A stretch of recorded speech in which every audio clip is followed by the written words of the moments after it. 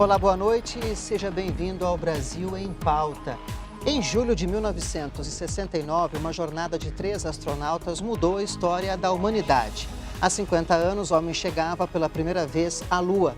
Em março de 2006, um brasileiro mudou a história do Brasil ao ser o primeiro cidadão do país a embarcar em uma missão espacial. Durante 10 dias na missão Centenário, projeto criado entre o Brasil e a Rússia, o engenheiro Marcos Pontes realizou diversos experimentos em ambientes de microgravidade.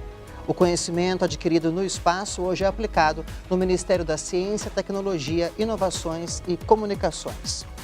Comigo aqui no estúdio, o tenente-coronel da reserva, primeiro astronauta brasileiro, ministro Marcos Pontes. Muito obrigado pela presença aqui no Brasil em Pauta. Boa noite, é um prazer, né, estar aqui e falar um pouquinho a respeito dessa data tão significativa.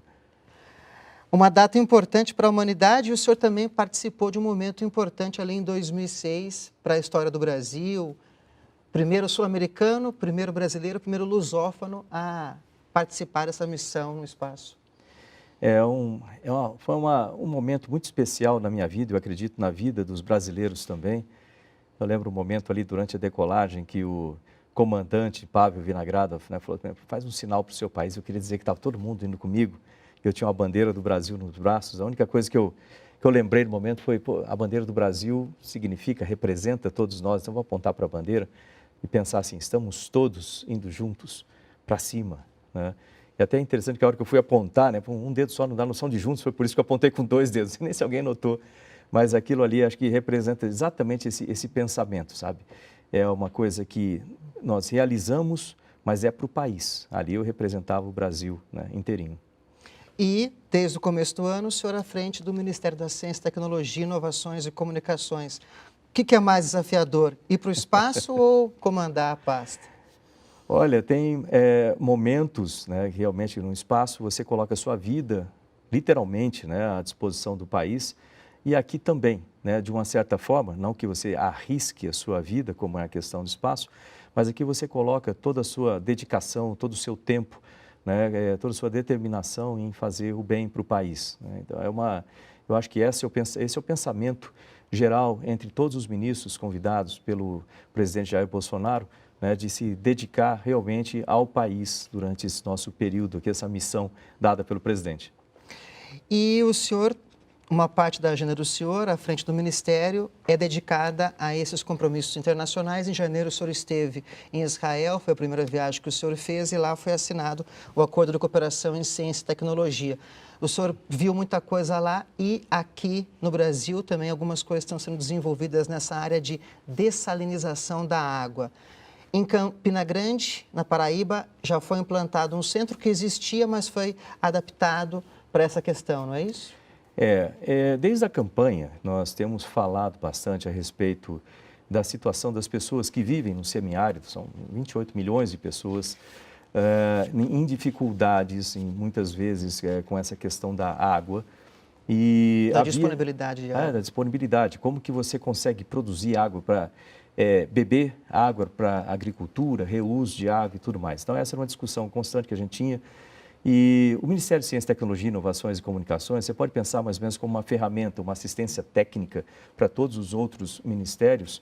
E lógico que a segurança hídrica, ela está dentro das atribuições do Ministério do Desenvolvimento Regional, mas o Ministério de Ciência, Tecnologia, Inovações e Comunicações tem a responsabilidade de oferecer a melhor tecnologia para isso. Instrumentalizar. Exato. E aí, dentro desse contexto, um dos países que tem uma tecnologia extremamente avançada em termos de água, e por razões óbvias, né, é Israel.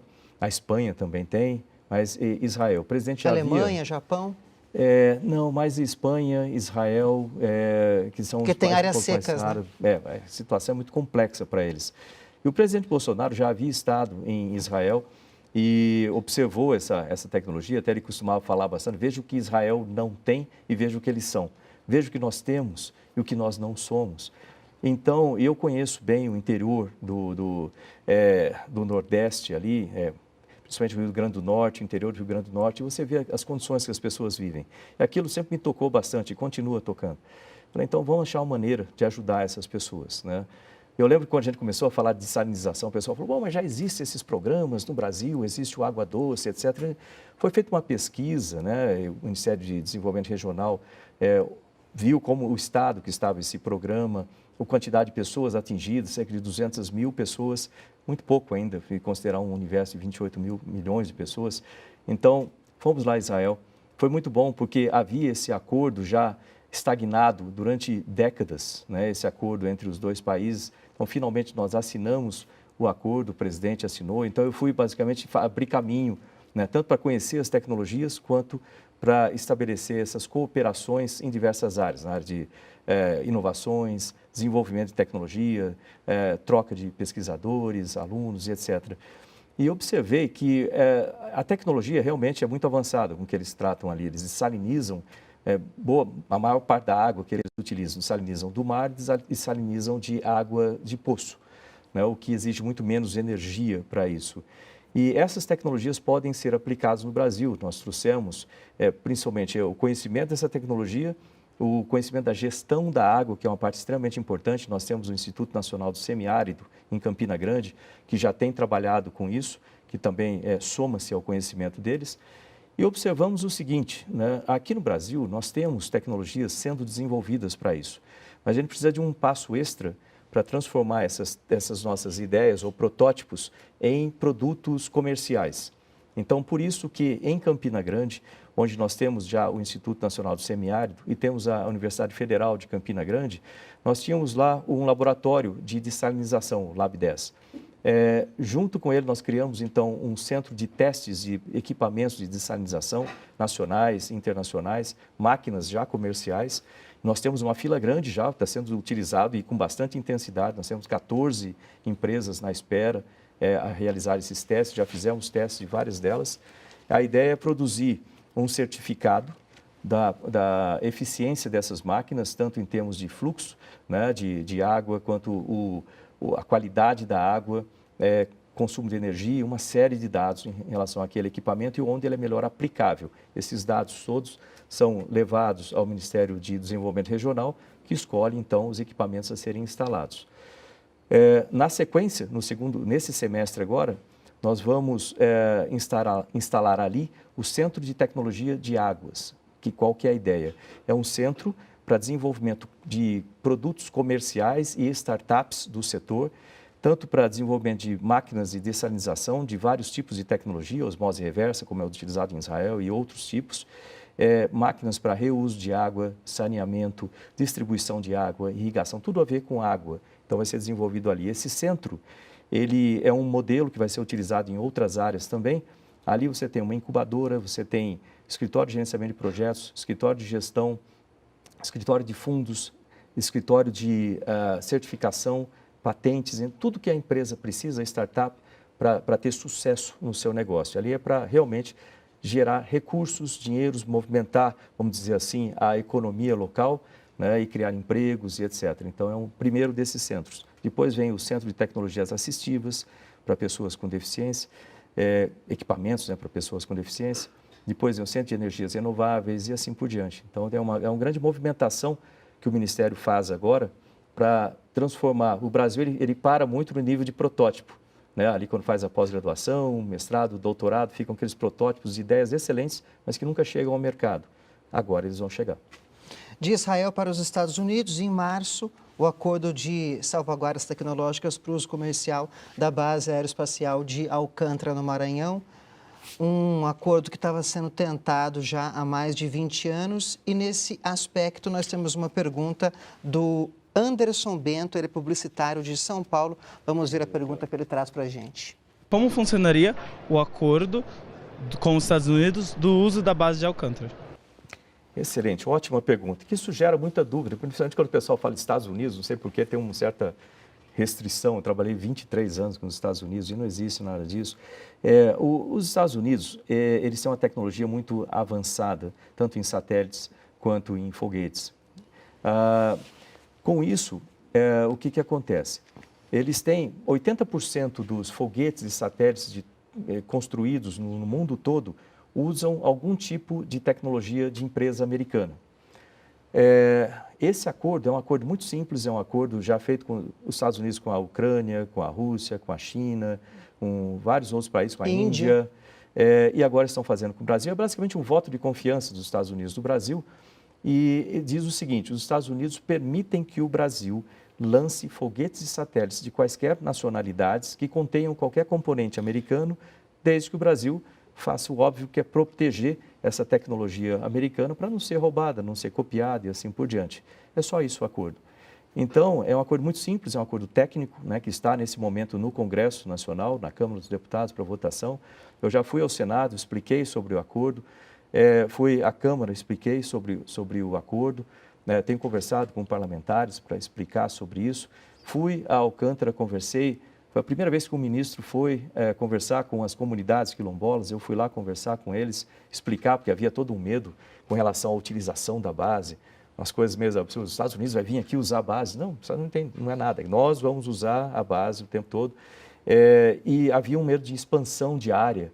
Né? Não, nós não precisamos expandir a área, nós podemos começar com a área que nós temos, desenvolver o negócio, é um centro comercial, e os recursos ali que vão entrar através dessa utilização comercial de lançamentos, nós vamos utilizar para a melhoria do Programa Espacial Brasileiro, né, principalmente no desenvolvimento de satélites nacionais de uso nacional, mas também para o desenvolvimento da região.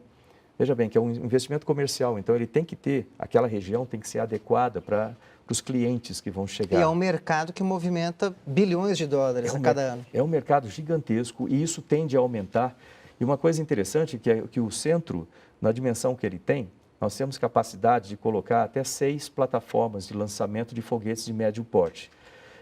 E como é que funciona isso? Vamos supor que eu faça um contrato com uma empresa japonesa que tenha algum tipo de lançador. Eu espero que um futuro próximo o Brasil tenha o lançador próprio. Mas, no momento, nós fazemos um contrato com uma empresa japonesa que tem um lançador. Eles vêm, eles constroem a plataforma de lançamento deles, integra no centro, com toda a parte de comando, telemetria, tracking ali do centro. Vamos supor que essa empresa cobre 70 milhões para fazer um lançamento. E o centro, nós cobramos, vamos supor, estou chutando os números aqui, isso tem que ser estudado, ainda colocado no lápis, vamos supor 150 milhões. Tudo em dólar? Tudo em dólar. Isso para lançar, imagina um satélite português, certo?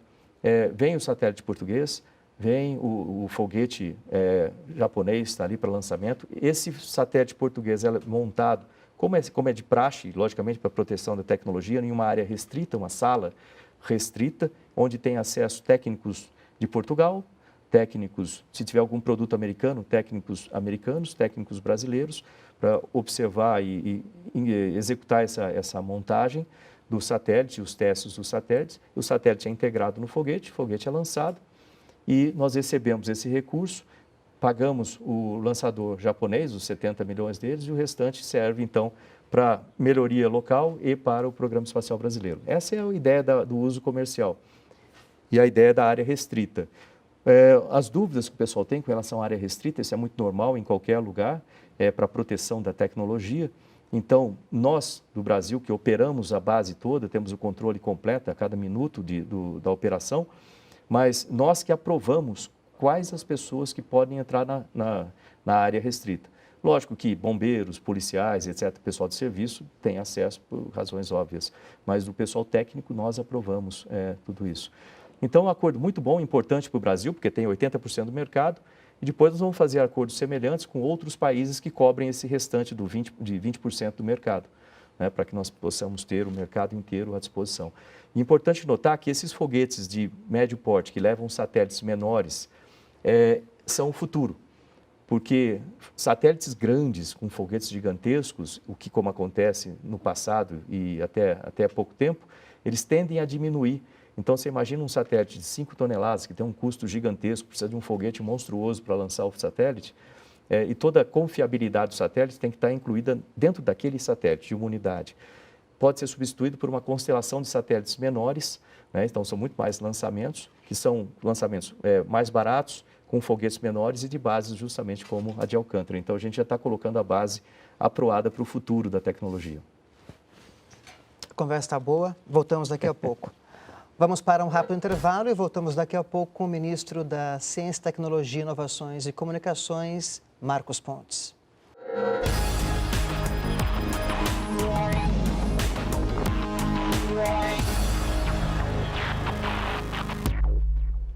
De volta com o Brasil em Pauta, o entrevistado é o ministro da Ciência, Tecnologia, Inovações e Comunicações, Marcos Pontes. Ministro, e no mês passado, em junho, uma viagem para vários países europeus do Oriente Médio. Conta um pouquinho para a gente o que o Brasil trouxe dessa viagem. Olha, muita coisa interessante, né? Um aspecto importante a levar em conta, assim como em Israel eu fui primeiro, depois o presidente foi em março, eu voltei com ele para assinatura, nós praticamente abrimos caminho através da ciência e tecnologia para acordos de cooperação com diversos países. Isso é importante porque a ciência e tecnologia é uma pauta muito boa e ela une os povos de uma maneira muito eficiente. Nós passamos inicialmente em Paris, nós assinamos um acordo com a Agência Espacial, através da Agência Espacial Brasileira, com outras agências espaciais com relação a clima, a observação de clima. Também assinamos um acordo, preparamos uma cooperação em termos de troca de experiências, vamos dizer assim, em ciência e tecnologia. O que eu quero dizer com isso são trocas de alunos, pesquisadores e etc. Depois, nós fomos também na OCDE, então eu tive chance de conversar com o secretário-geral, e também já preparar um pouco o caminho no setor de ciência e tecnologia. Para essa adesão do Brasil. Essa adesão do Brasil. A gente vê que o Brasil está bem adiantado em todos os passos. Eu diria que é o país que está mais adiantado em todos os passos para essa adesão. Foi muito boa a conversa com o secretário-geral, com o diretor-geral. Conversamos na Unesco também, com os mesmos pontos. Eu também tive uma conversa muito interessante em Viena com a UNUSA, né? A UNUSA é a parte da ONU ligada às atividades espaciais. Então, nós falamos a respeito de participação do Brasil no SPIDER, que é um programa que eles têm, que inclusive o nosso CEMADEM pode uma participação muito boa. O CEMADEM é um centro de monitoramento e alerta de desastres naturais, que ele está no Ministério. Ainda nessa questão de espaço, uma coisa interessante, que o pessoal fala sempre do desmatamento, no Brasil. Então, eu propus ali um desafio mundial para que eles nos ofereçam as imagens, todas as imagens de satélites com radar de abertura sintética, que a gente possa usar de graça aqui no Brasil, no INPE, para poder ajudar a montar o sistema, que o INPE já tem um sistema muito bom, e isso soma-se a esse sistema. Nós também tivemos uma conversa muito boa na UNIDO, a ONU para Desenvolvimento Industrial, da qual eu sou embaixador da boa vontade, já há bastante tempo. Então a gente fez uma renovação disso. É muito interessante também no termos de desenvolvimento industrial, como que o Brasil se coloque, como melhorar as condições do Brasil para a atração de negócios internacionais. Depois, ali também na Áustria, eu tive a oportunidade de conhecer o maior centro de startups, desenvolvimento, de acelerador de startups da Europa, chama We Accelerate, e achei muito interessante as ideias que eles têm, e muitas delas nós estamos já utilizando aqui no nosso Plano Estratégico Nacional de Inovação, que está sendo feito nesse momento no Ministério. Depois, no Oriente Médio, novamente abrindo o caminho ali para o presidente, que deve ir em outubro, novembro, para aquela região. Eu visitei os Emirados Árabes e o Catar. E aí nós tivemos uma abertura completa, foi uma coisa muito interessante também, porque nos Emirados Árabes eles têm um Ministério de Inteligência Artificial.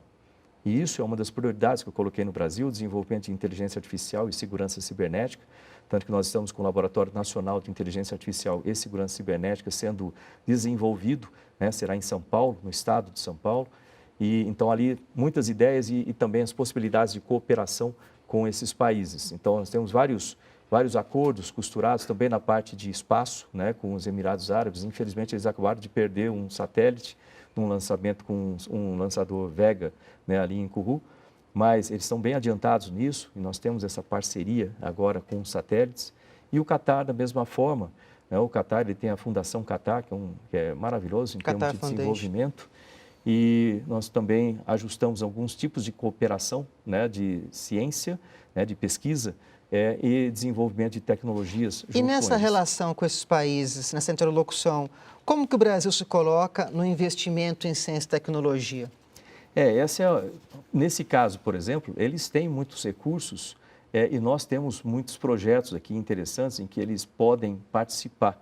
Para a gente é muito interessante no sentido de investimento, todo mundo sabe as dificuldades que nós temos em termos de orçamento. Fomentar esses Então, investimentos da iniciativa privada de outros países. Exatamente. Então, essa troca de experiências, empresas que podem participar junto conosco nesses centros de tecnologia aplicada, inclusive, né, para fomentar empresas menores ou para participarem no desenvolvimento de produtos, para a gente é muito importante, né, e para eles também. Aliás, o Catar é um país que eles querem essa projeção internacional, eles têm toda a preparação ali para a Copa do Mundo. Para a Copa do Mundo. Então, eles estão na busca dessa projeção e existem muitas possibilidades. Eles abriram completamente as portas para cooperações da maneira como nós quisermos participar. Um detalhe que eu não falei foi Genebra, né, que nós tínhamos já um acordo ali patinando desde 2013 com a participação como membro associado no CERN, e agora nós tomamos realmente providências para verificar esse acordo, verificar a viabilidade e tomar uma decisão de vez. E a decisão, até o momento, é que o Brasil vai participar como membro associado, o que vai nos trazer bastante vantagem para os nossos pesquisadores e para o desenvolvimento de empresas e produtos em parceria com o Sirius, né, que também faz parte, é um dos projetos principais do Ministério de Ciência, Tecnologia, Inovações e Comunicações. Trazendo agora a nossa conversa aqui para o Brasil, a gente vai trazer uma pergunta do professor Vladimir Stern, lá de São Paulo também. Ele vai falar um pouquinho dessa questão de aliar a tecnologia à educação no Brasil. Vamos acompanhar. Quais são os projetos da tecnologia aliados à educação para melhorar o nosso Brasil? Muito bom. O pessoal que me conhece fala que eu falo bastante de educação porque realmente eu acredito. A educação mudou a minha vida. Se você for ver lá de trás, meu pai era faxineiro, né? Eu só cheguei a ter sucesso na minha carreira profissional graças à educação. Então, eu dou um valor muito, mas muito grande à educação básica, educação profissional, a continuidade da educação, aprendizagem constante, né? E não dá para se fazer ciência e tecnologia sem educação. Educação está na base, aliás, na base de tudo, mas principalmente com ciência e tecnologia. Então, nós temos um programa, né? Desde o ano passado eu tenho falado disso, da necessidade de motivar jovens para as carreiras de ciência e tecnologia, para ajudar na preparação, na formação de professores de ciência para o ensino fundamental. Então, esse ano nós criamos o Ciência na Escola.